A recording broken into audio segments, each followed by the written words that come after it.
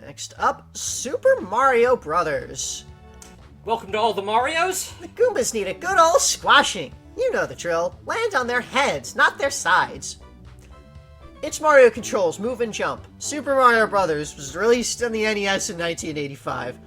We have seen this a couple of times by now. It's just a very simple... It's a part of World 1-1 that technically... It's like the very start of the game with nothing on screen, but also there's some Goombas. On level 1, there's 1 Goomba. On level 2, there's 2. And on level 3, there's 3. You pretty much need to chain jump them when it's on, like, level 3. Otherwise, you won't have enough time to hit them all. Like, you can land on the ground between hops, but you want to do the chain jumps. When it gets fast, you need to do the chain jumps. So, it's Super Mario Brothers. We know how that works. What else is there to talk about? I'm just watching the timer in the top right corner. Yeah. How it matches exactly with the countdown timer. It always goes down to 394. No. Oh, no, it doesn't! Oh, no! The timer up there is going in the normal speed of the timer there, not in the speed of the game. Oh, no! That's fascinating, actually. Yeah, so... I think the actual, like... I'm not sure if the game itself speeds up, or if it's just your time gets shorter. Like, okay, the Goombas clearly move faster, but... Right. It's always difficult. The physics of original Super Mario Brothers are really awkward. Oh, yeah. After, like, unless you have been playing it recently. Like, it is vastly different from any modern-day game physics. Yes. Or, like, contemporary game with WarioWare. All the other games in WarioWare Inc., the physics of them are very different from the physics of original Super Mario Brothers. So, this did take me a couple of tries to clear, and you even saw at the start here, I screwed up the first couple of, things on levels 2 and 3, because just the momentum when you jump and move and everything, it just feels so weird. And, like, it's once you get into it and you've played it a bit, it's fine. But, again, just shifting back to it. And you see there, once it gets fast, you need to do the chain. This is not a video game. This is the Ultra Hand. Grab the ping pong ball with the Ultra Hand. How cool is this? Press A to grab. So, in 1966, revolutionary magic hand, also used for playing games. Japan only. So, before Nintendo got into video games, they made toys.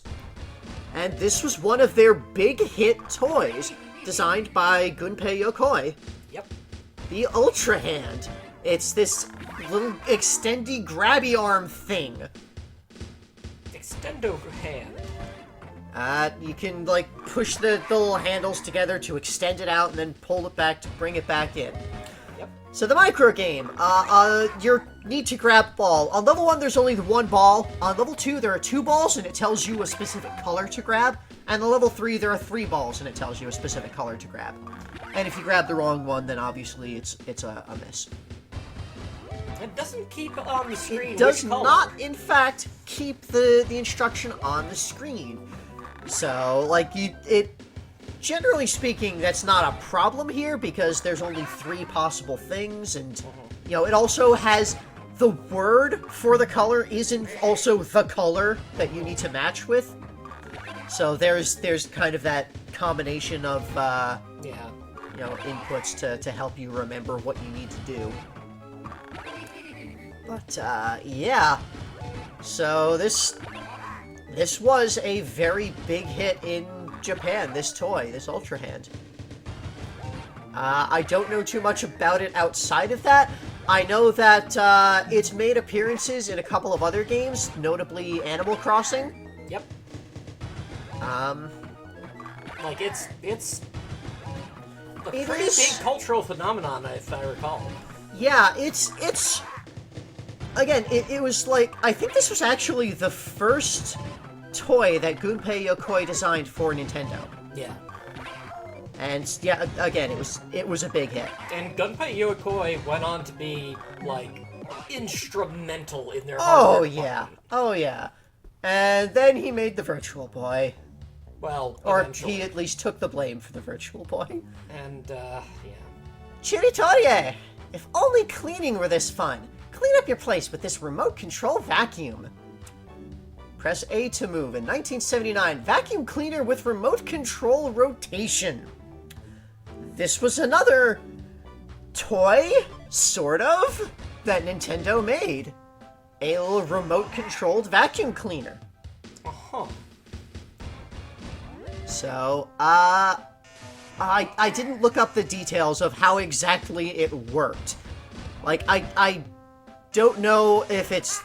Like, so, the way the microgame works is the vacuum rotates automatically, you hold down A to start moving in whatever direction it's currently facing, and then it'll continue going straight until you release A, at which point it'll start turning again. And you need to vacuum up all of the paper trash around the floor. And the amount of paper trash increases based on the difficulty level. When you run into a wall, you'll reflect off and continue... Like, you'll keep moving kind of like a billiard ball. Deflecting around. So, yeah, I didn't look up to, like, anything really about this weird vacuum cleaner toy thing that Nintendo made in 1979. But, I think it might be one of their first forays into electronics. I'm not sure about that. Yep, we'll probably have a little bit of history of it on Sidebar. Yeah, Sidebar's probably already had a variety of information about this thing that I looked up in post. But... This looks nauseating at high speeds. Yeah! This is one of the harder ones. Like, just getting it to... Just getting the timing right on the direction. Can't see a dang thing. So, yeah, that one's rough.